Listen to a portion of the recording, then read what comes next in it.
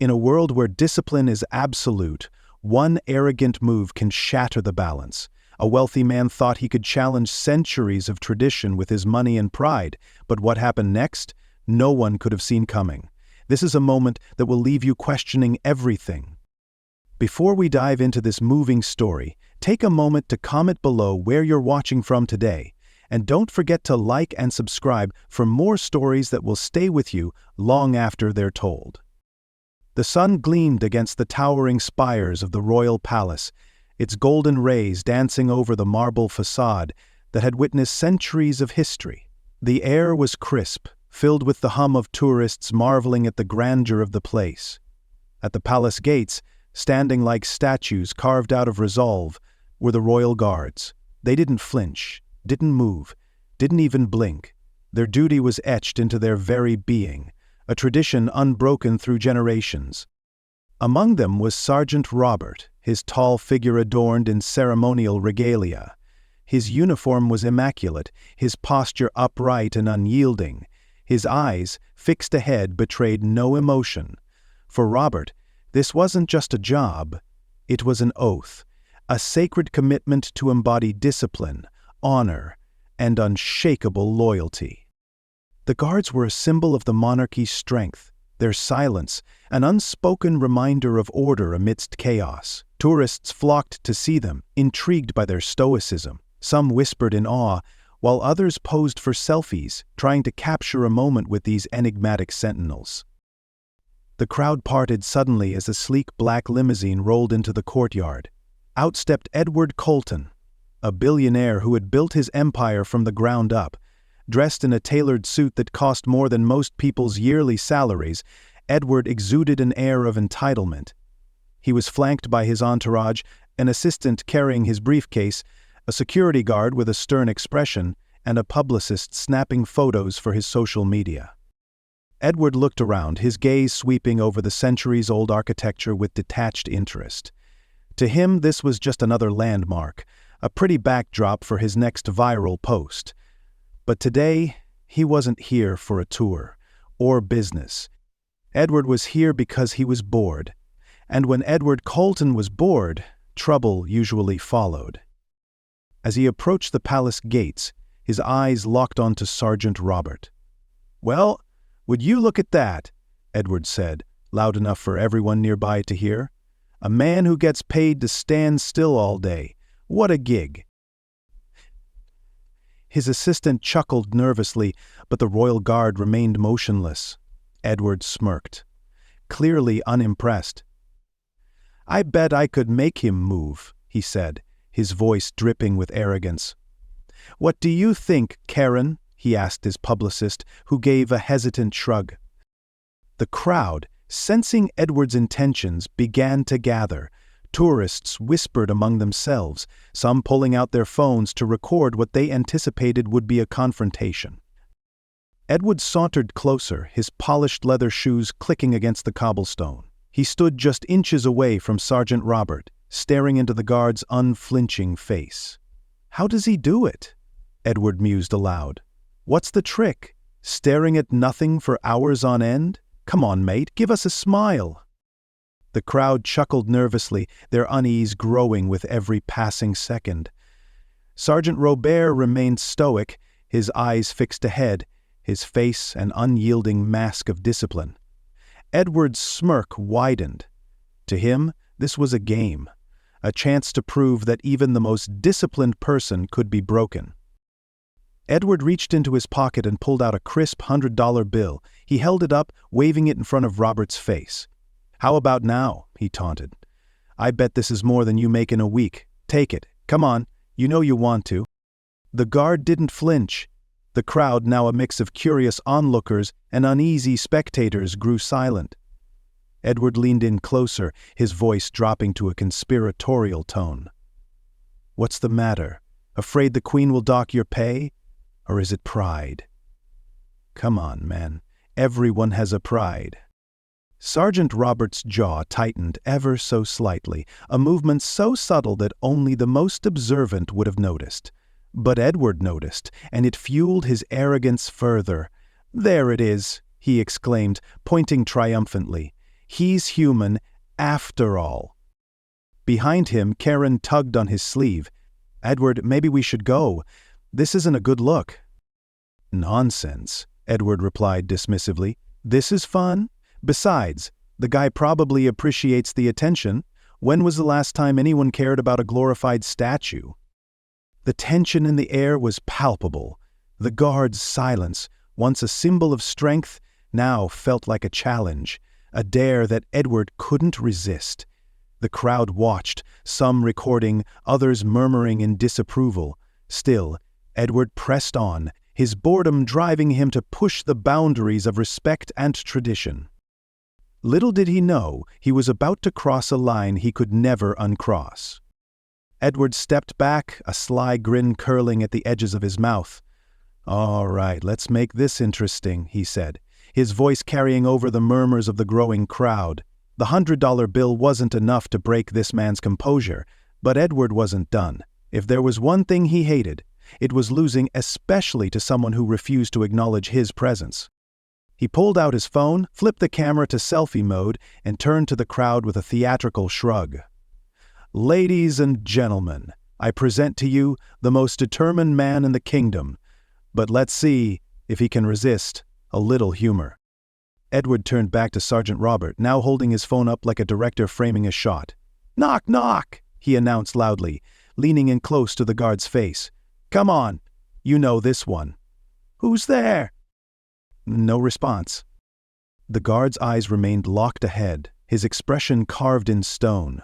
Edward circled him like a predator testing its prey. "Not even a smirk. You must be a riot at parties." He turned to the crowd. "This guy has the personality of a brick wall. No offense to brick walls." The crowd responded with scattered laughter, but it was uneasy, the kind of laughter that didn't last long. A few people whispered among themselves, their voices carrying concern. "Does he realize he's being disrespectful?" one woman murmured. Edward seemed oblivious. He stepped back again, clasping his hands in mock seriousness. "All right, plan B. Let's see how much self-retreat will this guy really has." He crouched down, plucking a loose feather from a nearby pigeon that had wandered too close. He held it up like a prize and approached the guard again. "What about this?" he teased, waving the feather dangerously close to Robert's stoic face. "I hear this trick works on statues. Let's see if it works on you." The crowd collectively held its breath as Edward dragged the feather near the guard's nose. For a split second, it looked like Sergeant Robert might blink. A faint twitch of his nostril was the only movement. "Ah, there it is," Edward exclaimed triumphantly. "A crack in the armor." But Robert didn't move, his silence unyielding. A boy in the crowd tugged on his mother's sleeve. "Mom, is that man allowed to do that?" he asked in a whisper. The mother shook her head. "No, he's being rude. The guard is just doing his job."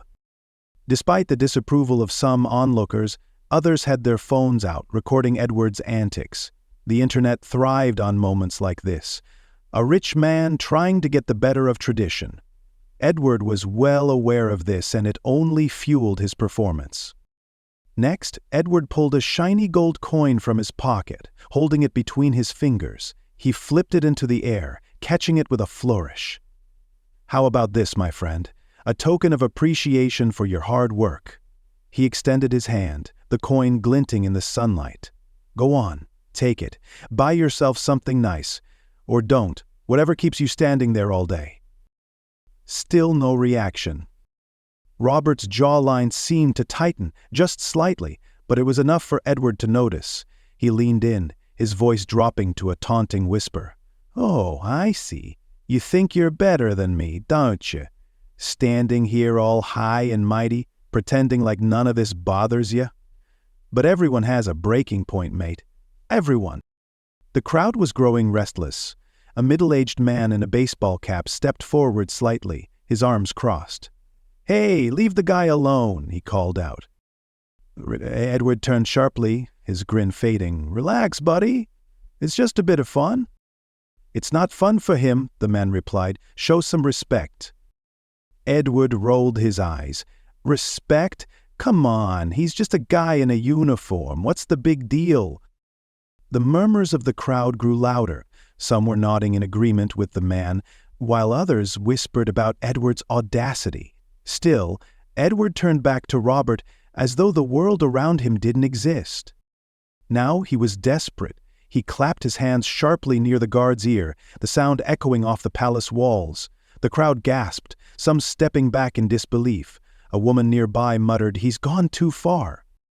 But Sergeant Robert remained motionless, his eyes fixed on the horizon. Edward stepped back, frustration creeping into his expression. "Seriously? Nothing?" He threw his hands in the air. "What is this guy made of? Stone?" The tension in the air was palpable now. The crowd had grown silent, their attention fixed on the standoff between the arrogant billionaire and the unyielding royal guard. Edward, for all his wealth and confidence, seemed small in the face of Robert's discipline. But Edward wasn't done yet. He had one more move up his sleeve, something he thought would surely break the man's composure. He reached out, as if to touch the edge of the guard's ceremonial uniform. That's when everything changed. Edward paused, his gaze flitting between the guard's unflinching face and the growing crowd. A flicker of annoyance crossed his face. The usual tricks, the jokes, the money, the taunts had all fallen flat. But instead of backing down, Edward's frustration morphed into defiance. "All right," he muttered under his breath. "Let's see just how far I can push this." He stepped forward, his polished shoes grazing the thin white line painted on the ground, marking the boundary no one was supposed to cross. It was a line of tradition, not just paint, a silent warning respected by all who came to the palace gates. Except Edward. "Oops," he said, loud enough for the crowd to hear, lifting his hands in mock innocence. "Did I cross the line? My bad." The murmurs of the crowd intensified. A woman in a sun hat whispered, "He can't be serious." Her friend tugged at her arm. "He's going to get into trouble." Edward smirked, ignoring the growing unease around him. His confidence swelled as he stepped fully over the line, closing the distance between himself and Sergeant Robert. Now, he was close enough to see the faint beads of sweat forming along the guard's hairline, though the man's expression remained unreadable. "You're good," Edward admitted, his voice low and condescending, "but nobody's perfect." The billionaire's fingers reached out, a quick flick aimed at the brim of Robert's hat. It shifted slightly, not enough to dislodge it, but enough to break the pristine perfection of the uniform. A collective gasp rippled through the crowd. "Did he just touch him?" a man near the back asked, his phone camera zooming in. "Yes, he did," someone else replied, their voice tinged with disbelief. Still, Robert didn't move. His posture remained rigid, his gaze fixed on the horizon, as though Edward's antics were no more bothersome than a passing breeze. "Oh, come on," Edward said, his frustration boiling over. "Nothing? Not even a flinch?" The tension in the air was palpable now, every eye locked on the scene. Edward leaned in closer, his voice dropping to a whisper only Robert could hear. "I bet you're dying to say something, aren't you? Go ahead. Break the rules. Show us you're human." The silence was deafening. For a moment it felt as though time had stopped. The crowd held its breath, waiting for something, anything, to happen. Edward, emboldened by the lack of response, took things a step further. He reached out again, this time brushing his hand against the fabric of Robert's pristine uniform. The touch was light, almost casual, but it carried the weight of utter disrespect. A security guard stationed a few feet away took a hesitant step forward, his hand hovering near the radio clipped to his belt. "Sir," he called out, his voice firm but uncertain, "please step back."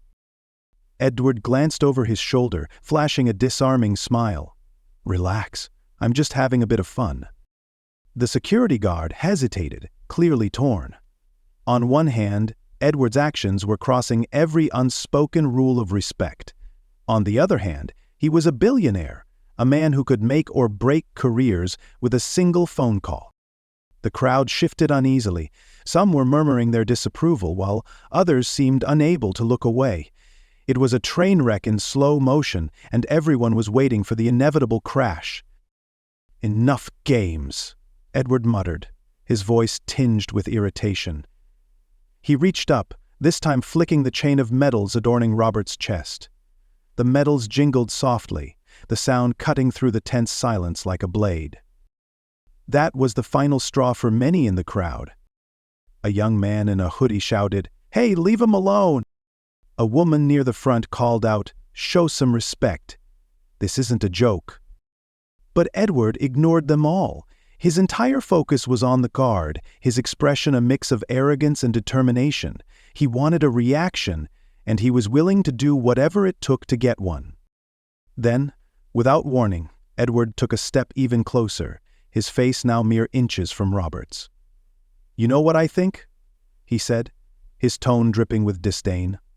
"I think this whole thing is a sham. You're not disciplined. You're scared. Scared to break the rules. Scared to be real." For the first time there was a flicker of something in Robert's eyes. It wasn't fear or anger, but something deeper. Something unreadable. The crowd leaned in, their collective anticipation almost tangible. Suddenly, Edward raised his hand as if to give Robert a light pat on the shoulder, but before he could make contact, something unexpected happened. Robert's voice, calm and steady, cut through the air like thunder. "Sir," he said, his tone carrying the weight of authority and restraint, "step back now." The words were simple, but they carried an impact that reverberated through the courtyard. Edward froze, his hand suspended mid-air. The crowd erupted into murmurs, a mixture of relief and astonishment. "I don't spoke," someone whispered. "I can't believe it," another added. But Edward wasn't finished. His lips curled into a sly smile, as though he'd won some unspoken battle. "There it is," he said, stepping back slightly. "I knew you'd crack eventually." The moment hung in the air, heavy with tension. The security guard, now emboldened by Robert's words, stepped forward. "Sir, this is your final warning. Step away from the guard and leave the area immediately." For the first time, Edward seemed to realize the seriousness of the situation. His smile faltered, replaced by a flicker of uncertainty. The crowd was no longer amused. They were angry, their disapproval palpable. Edward glanced around, his confidence wavering. "Fine," he muttered, turning to leave. But as he walked away, he couldn't shake the feeling that he'd crossed a line far deeper than the one painted on the ground. Edward stood frozen, his bravado slipping as the weight of the crowd's stares pressed down on him. For a moment he hesitated, realizing he might have pushed things too far. The ceremonial line he crossed wasn't just a physical barrier, it was a breach of respect, a violation of unspoken rules upheld for centuries. But Edward wasn't one to back down easily. "Seriously, nothing?" he muttered under his breath, frustration laced in his tone.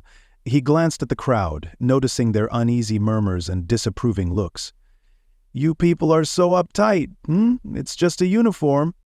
Edward turned back to Sergeant Robert, whose stoic expression remained unyielding, but there was something different now, something subtle.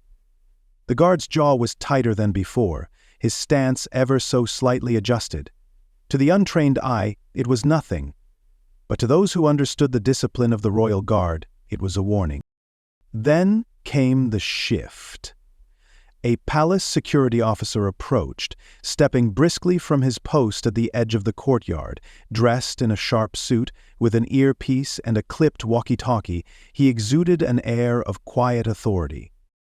"Sir," the officer said firmly, his voice cutting through the murmurs of the crowd, "you have crossed the ceremonial line. I must ask you to step back immediately." Edward turned, his smug smile returning as he sized up the officer. "Oh, relax," he said dismissively. "It's not like I hurt anyone. It's just a little fun." "This is not a matter of fun, sir," the officer replied, his tone unyielding. "You are in violation of royal protocol. Step back, now."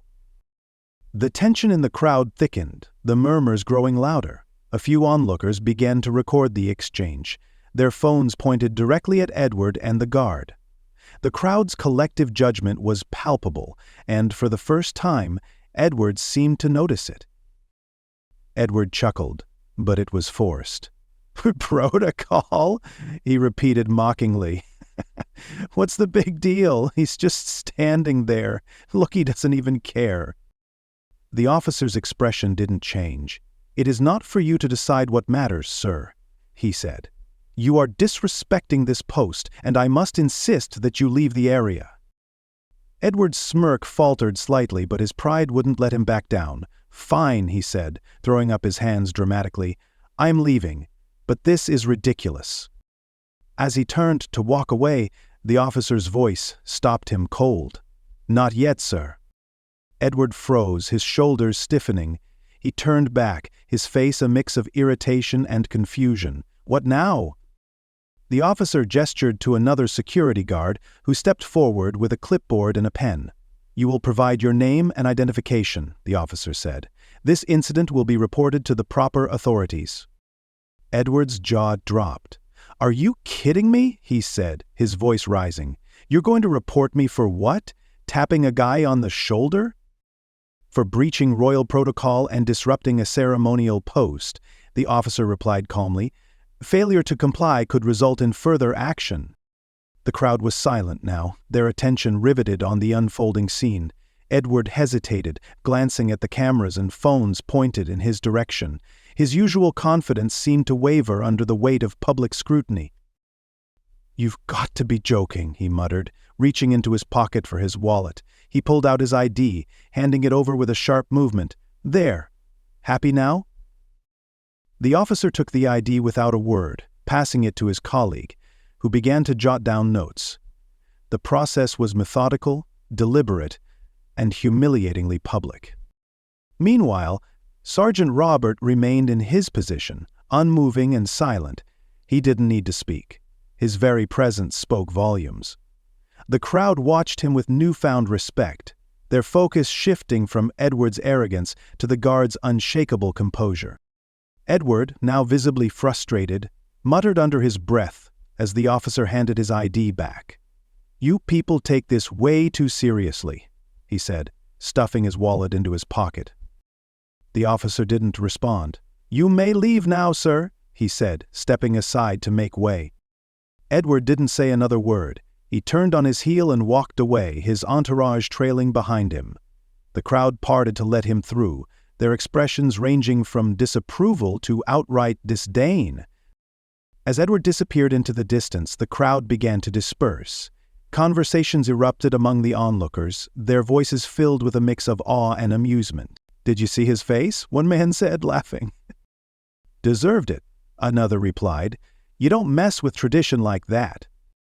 The phones capturing the scene would soon upload their footage to the internet, where Edward's arrogance and the guard's steadfastness would undoubtedly become a viral moment, a stark contrast between entitlement and honor. Sergeant Robert remained in place, his expression unchanged. To him, the incident was already forgotten, absorbed into the routine of his duty. But for those who witnessed it, the lesson was clear. Some traditions are not to be mocked, and some boundaries should never be crossed. Edward stormed away from the courtyard, his entourage struggling to keep pace with his long, agitated strides.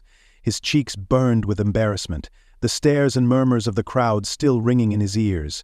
He had walked into the scene with his usual confidence, ready to toy with tradition for his own amusement. Now he felt exposed, mocked in return by the same crowd he had tried to entertain.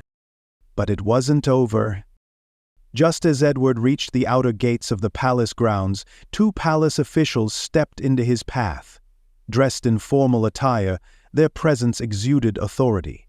The taller of the two held a clipboard, while the other maintained an air of quiet seriousness. "Mr. Edward Colton?" the taller man asked, his tone calm but firm. Edward halted, his irritation flaring. "What now?" he snapped, glancing back at the shrinking crowd behind him. "My name is Mr. Davenport," the man said, unfazed by Edward's attitude. I am the Director of Visitor Relations for the palace. This gentleman is Mr. Harris, Head of Security. We need a moment of your time to discuss the incident that just occurred." Edward raised an eyebrow, his lips curving into a humorless smile. "Incident?" he repeated. "You mean the part where I stood too close to your toy soldier? Give me a break." Davenport's expression didn't waver. "I strongly suggest you take this matter seriously, Mr. Colton. What you have done is a violation of royal protocol, and it has consequences." Edward scoffed, crossing his arms. "Oh, I see. What are you going to do? Ban me from the gift shop? Fine me for standing on the wrong side of the line?" Harris, the head of security, stepped forward. "Under Section 7 of the Royal Guard Act," he said evenly, "disrupting a ceremonial post is punishable by a formal warning, a fine, or removal from the premises. Additionally, your actions will be documented, and the footage recorded by bystanders may be reviewed by authorities for further investigation." Edward blinked, momentarily caught off guard.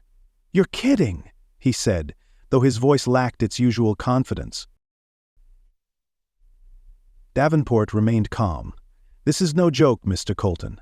Your actions today were not only disrespectful, but disruptive to an institution that represents more than just tradition. The Royal Guard embodies centuries of service, discipline, and sacrifice. What you mocked was not a man, but a legacy." For the first time, Edward faltered. He glanced at his assistant, who stood awkwardly behind him, avoiding eye contact. Karen, his publicist, shifted uncomfortably, clutching her phone like a lifeline. The weight of the crowd's earlier disapproval seemed to settle on his shoulders all over again. "Fine," Edward said finally, his voice tight. "Let's get this over with." Harris gestured toward a small office near the edge of the palace grounds. "This way, sir." Back at the courtyard, Sergeant Robert resumed his post, as though nothing had happened. His uniform, though slightly rumpled from Edward's antics, remained as pristine as his composure. On the surface, he was the same unflinching figure of discipline he had been all day. But beneath the surface, Robert allowed himself a rare moment of reflection. The man's arrogance hadn't surprised him, he had seen it before. Over the years, tourists, dignitaries, and even locals had tried to break the resolve of the guards. Some waved, some taunted, and a few, like Edward, crossed lines they shouldn't have. But Robert's training had prepared him for this. The guard's duty wasn't just to stand still, it was to uphold a tradition that demanded absolute focus and restraint. Still, he couldn't deny that Edward's actions had tested him. The man's words had been grating, his behavior childish, yet Robert had stayed silent. He had felt the urge to respond, to react, but he knew better. His job wasn't to engage, it was to endure.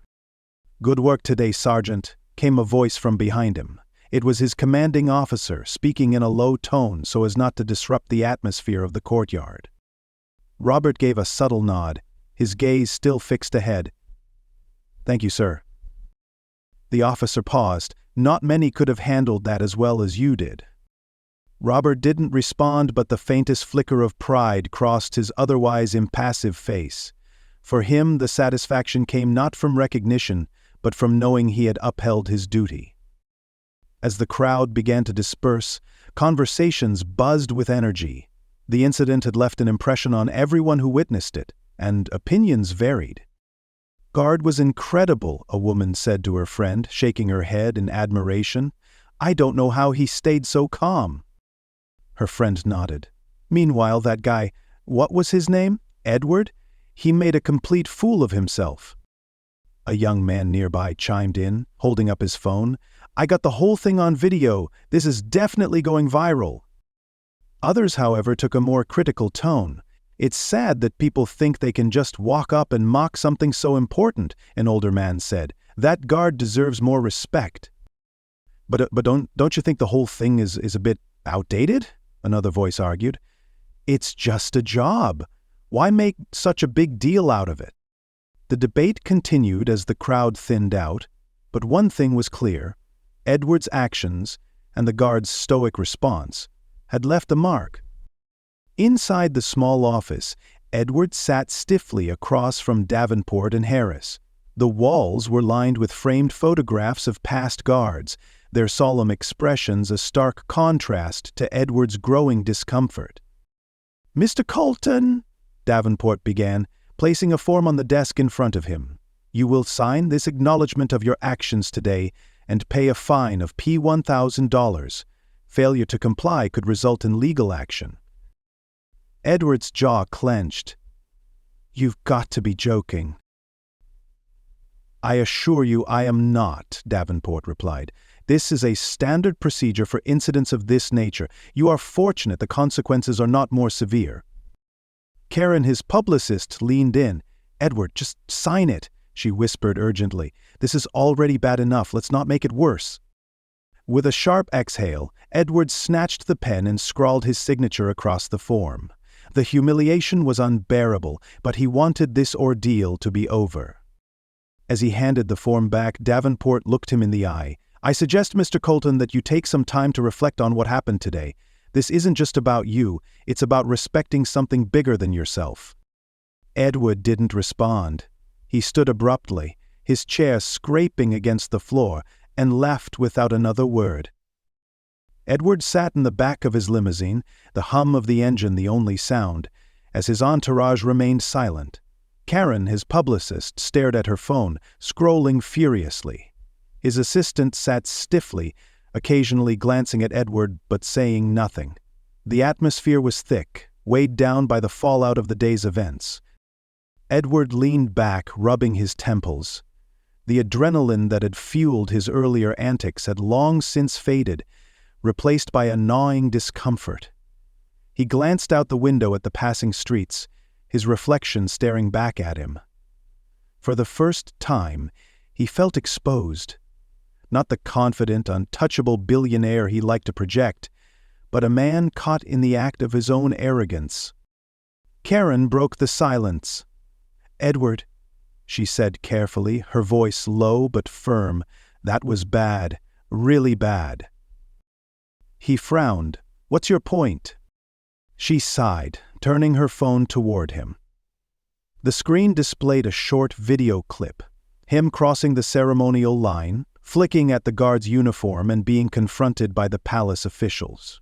The caption read, "Billionaire Edward Colton disrespects Royal Guard, a display of arrogance." The post was already gaining traction, with thousands of views and a flood of comments. "Look at this," Karen said, scrolling through the comments. "No amount of money can buy class. He just mocked a tradition older than his fortune. What a disgrace." She paused, her eyes narrowing. "Edward, this isn't just bad PR, this is going to stick." Edward waved her off, though the tension in his jaw betrayed his unease. "People love drama. It'll blow over in a week." Karen didn't back down. "It's not just drama, Edward. It's respect. You insulted something people hold sacred. This isn't just about you." Her words hung in the air, heavy with meaning. Edward shifted uncomfortably, avoiding her gaze. He wanted to brush it off, to tell himself it wasn't a big deal, but deep down, he knew she was right.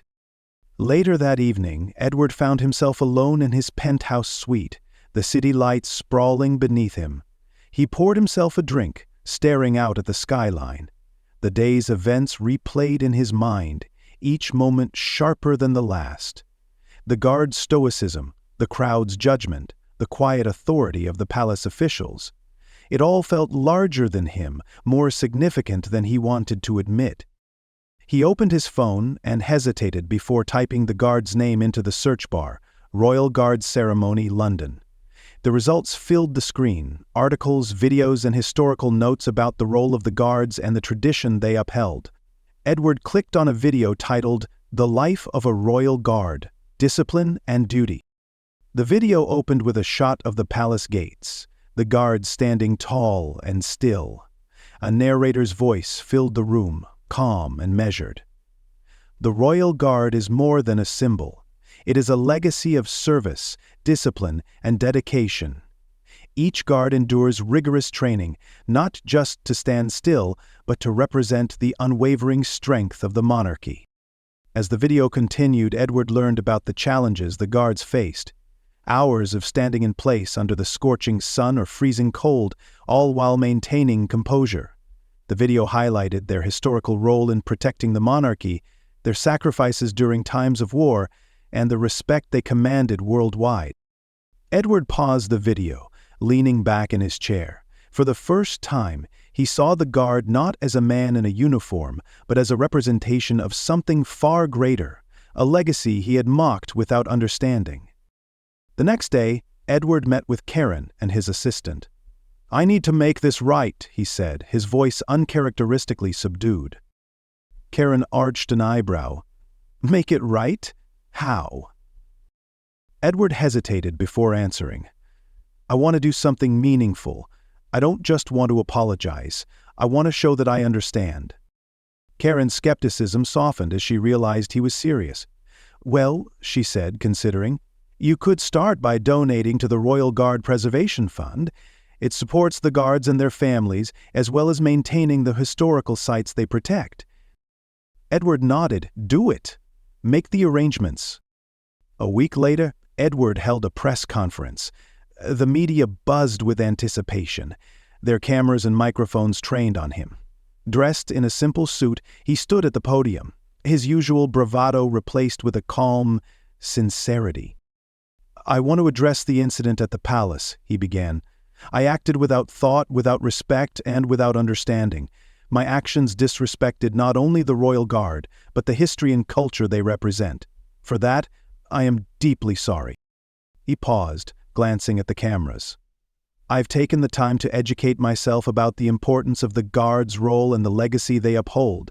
As a gesture of my respect, I am donating PS 500,000 to the Royal Guard Preservation Fund, and I will continue to support their mission in any way I can."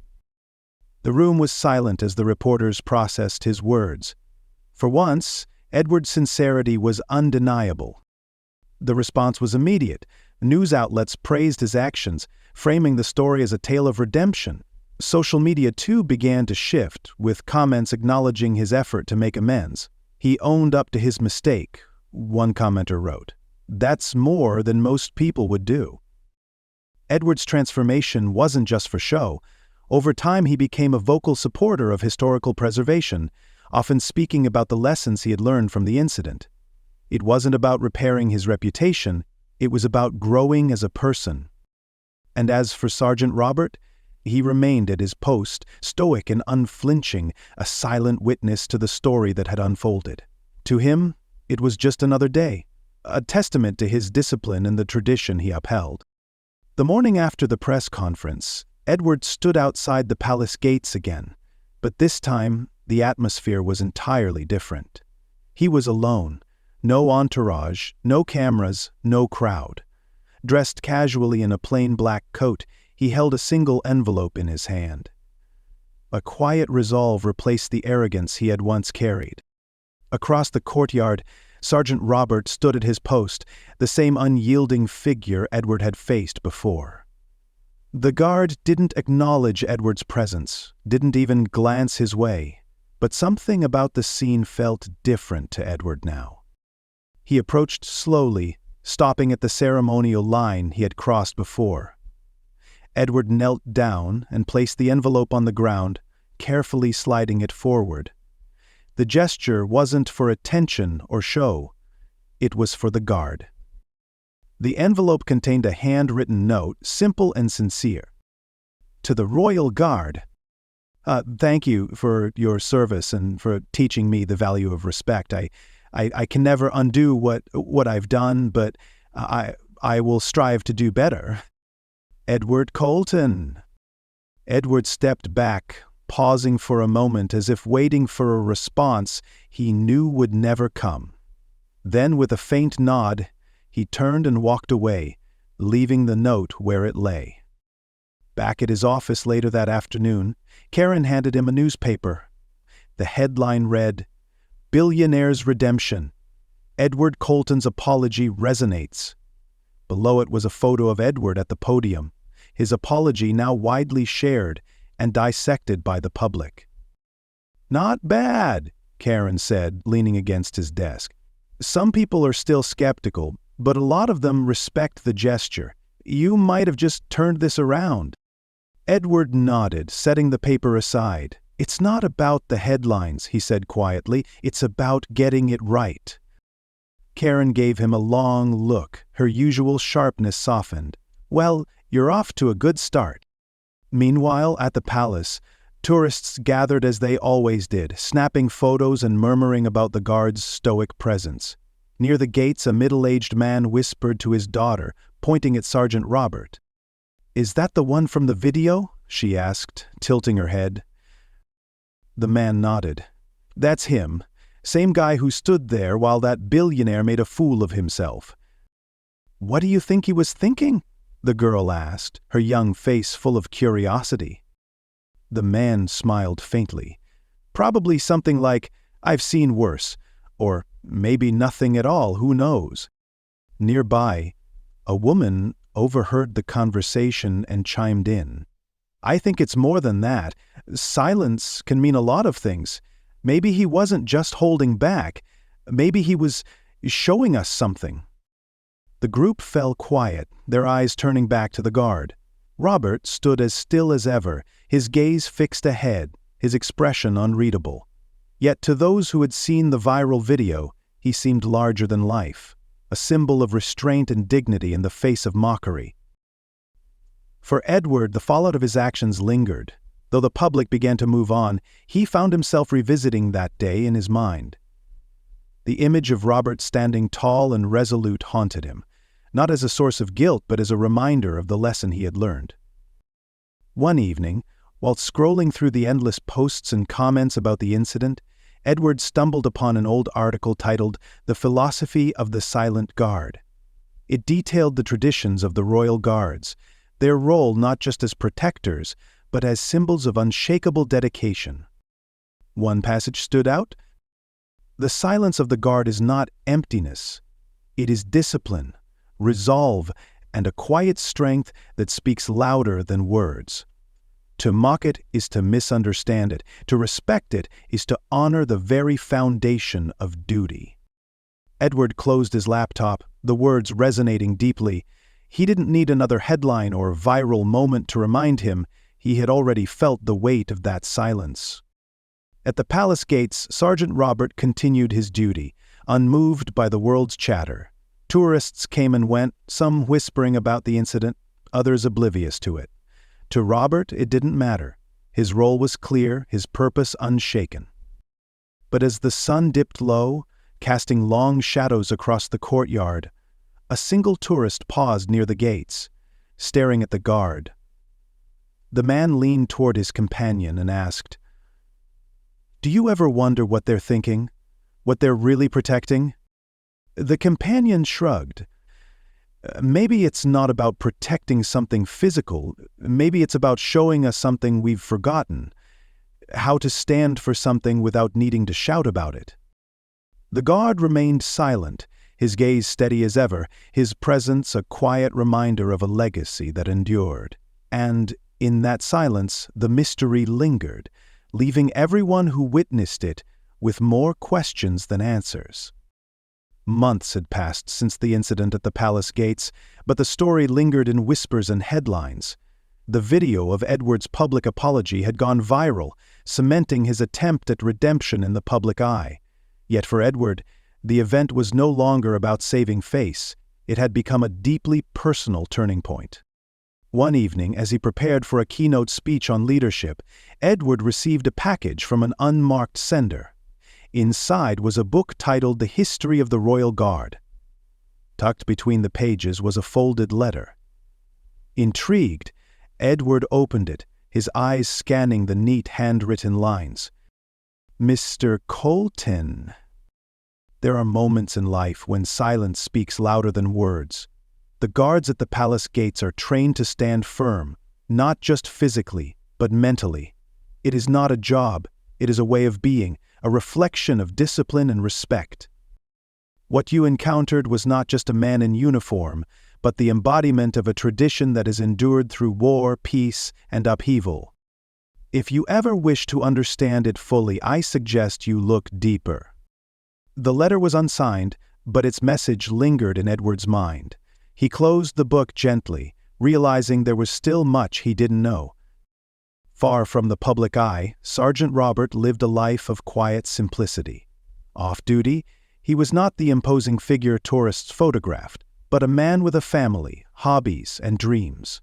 He lived in a modest flat in the city, its walls adorned with framed photographs of his time in the service.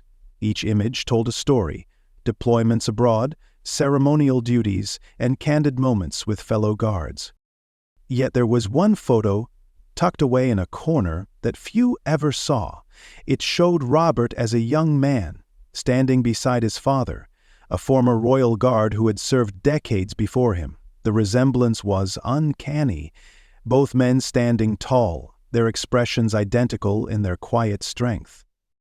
For Robert, the role was more than a job. It was a legacy he had inherited, a way to honor his father's memory. Every time he stood at his post, he felt the weight of that history, the pride of continuing a tradition that had shaped his family for generations. Unable to ignore the letter's suggestion, Edward found himself diving deeper into the history of the Guards. He read about their origins, their sacrifices during wartime, and their role as more than ceremonial figures. One story stood out, a tale of a guard who had shielded a royal family member during a bombing raid, standing firm despite the chaos around him. The name caught Edward's eye: Sergeant Alfred Roberts. A quick search revealed that Sergeant Roberts was one of the most decorated guards in history. He had served with distinction during World War II, his bravery earning him medals and the admiration of a nation. But as Edward read further, he found an unexpected connection. Sergeant Roberts was Sergeant Roberts' grandfather. The realization struck Edward like a jolt. The man he had mocked wasn't just upholding tradition. He was protecting a legacy built on courage and sacrifice. For the first time, Edward felt a genuine sense of humility, realizing the depth of what he had underestimated. The next time Edward passed the palace gates, he didn't stop to draw attention. Instead, he stood among the crowd, blending in as a quiet observer. There was Sergeant Robert, as steadfast as ever, his gaze fixed ahead. Edward felt no need to approach or apologize again. The guard's silence spoke for itself, and Edward finally understood its meaning. Respect wasn't about words or grand gestures. It was about understanding the unspoken. As Edward walked away, he glanced back one last time. A faint smile crossed his lips. For the first time, he felt at peace with the lesson he had learned. Some things didn't need to be said, they simply needed to be understood.